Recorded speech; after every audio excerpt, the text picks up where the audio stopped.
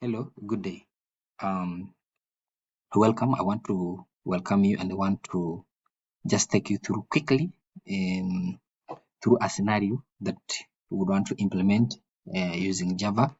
So maybe just to quickly take you through the scenario that we are implementing here. One, there's a tech company that employs contractors that they call it hourly contractors, and these contractors are to work on short-term projects.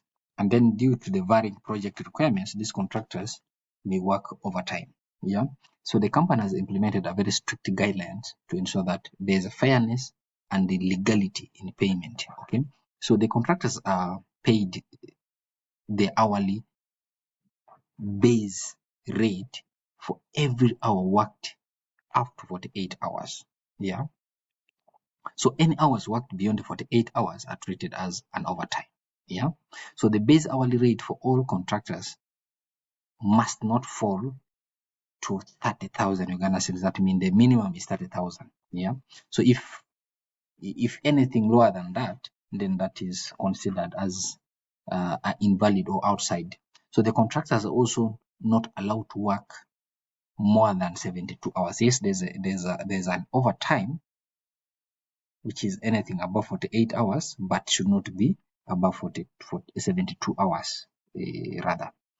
So now the request here is that we need to implement that scenario in a Java using a Java code. Okay, and then they have given us a scenarios to test. Okay, one is they're saying we need to test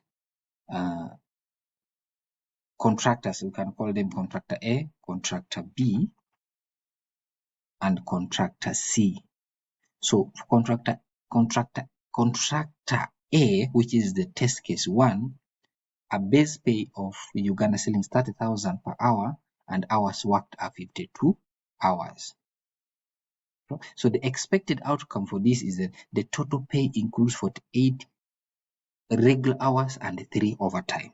Okay, so for contractor B, the base pay should be 20,000. Remember, our minimum is 30. Hourly worked is 40.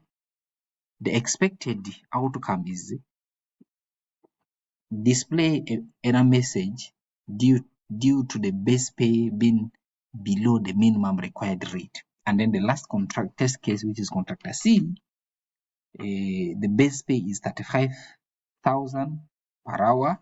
Hours worked is 96, above our maximum. The expected outcome is that the error message displayed due to hours worked exceeded the 72 hours. So that is our scenario. Now, what I did was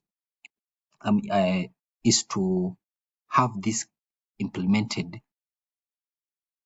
I've created two classes. One, which is the main class called the coursework, and then the second one is called the next AI inc .java. Yeah.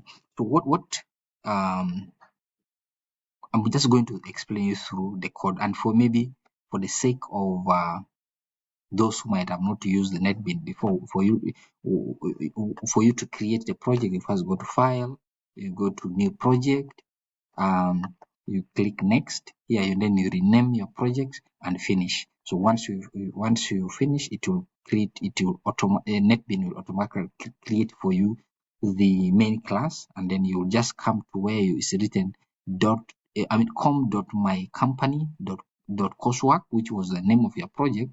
Then you can just right click there, come to new, and choose Java class. Now in that way, to do that, you rename your class, and for this I had renamed it as the next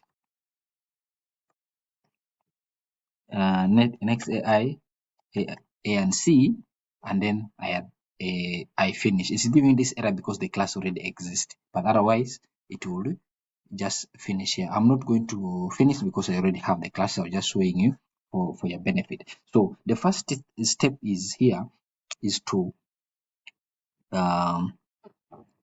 come up with a method to calculate and print out the total pay, and then the method, I've called it the calculate pay. So we int the two variables. We have the base pay and then the hours worked. All right.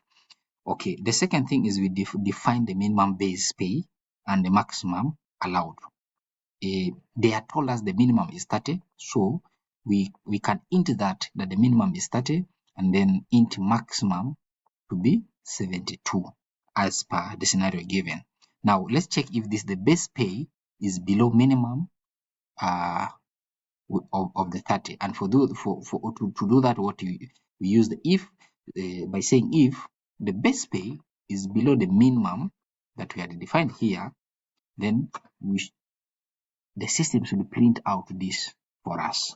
All right. Okay. Then the second part is if the hours worked are greater than the maximum, then this message should be printed out. Okay. Now let's calculate. We calculate the pay. So to calculate the pay, we use this statement by saying, first of all, we define this variable by saying int, and this variable will be an integer, equals to math dot minimum into bracket hours worked 48. Okay, this is our regular. Remember our scenario saying that the hours should not fall below 48. So the regular hours are 48. Okay, and then we also defined another variable. We call it the overtime hours, and we say math dot maximum into bracket 0 hours worked minus 48.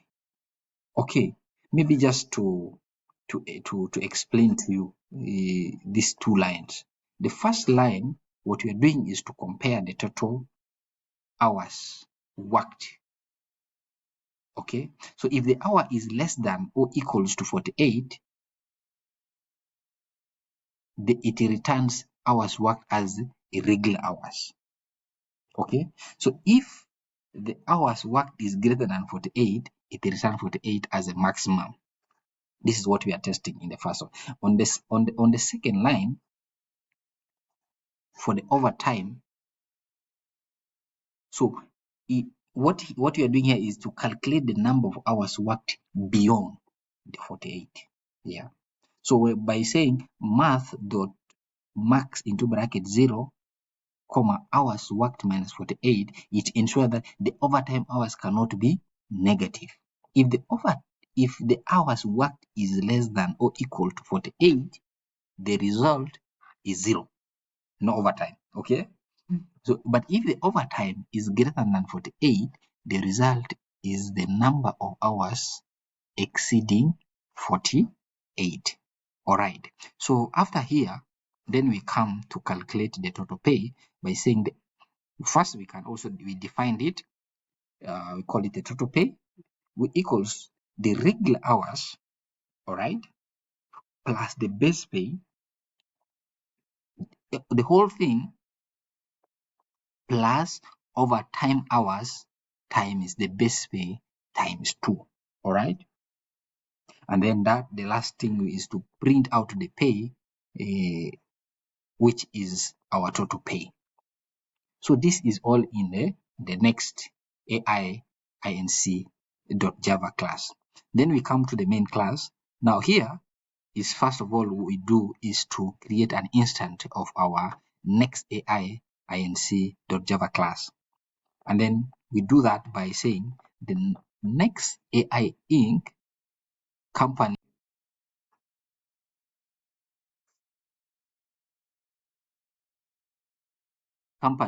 is going to be our next AI INC.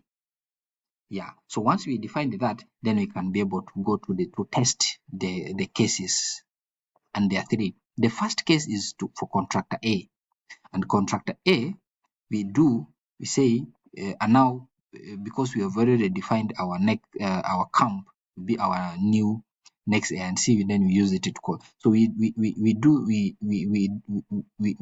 print out for contractor A by saying the camp dot calculate pay. Remember our calculate pay is coming out from here, this method here.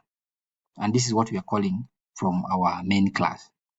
So our the contractor A, we are given that it started the base pay is 30,000 and the hours worked is 51. Okay, so what are we expecting out here? We're expecting that the total pay includes 48 regular hours and 3 overtime hours. Then for test case 2 is we are given, we say the base pay is 20,000, hours worked is 40. So what are we expecting is to print this out. And then the last scenario, the last case is this person has 35,000 as a base and then 96 as the number of hours, and this is also what you are expected to print out. Now if we run this, which I'm gonna do,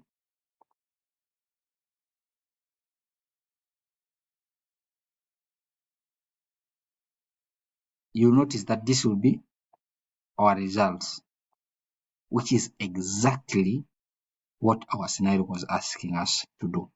Thank you so much for listening.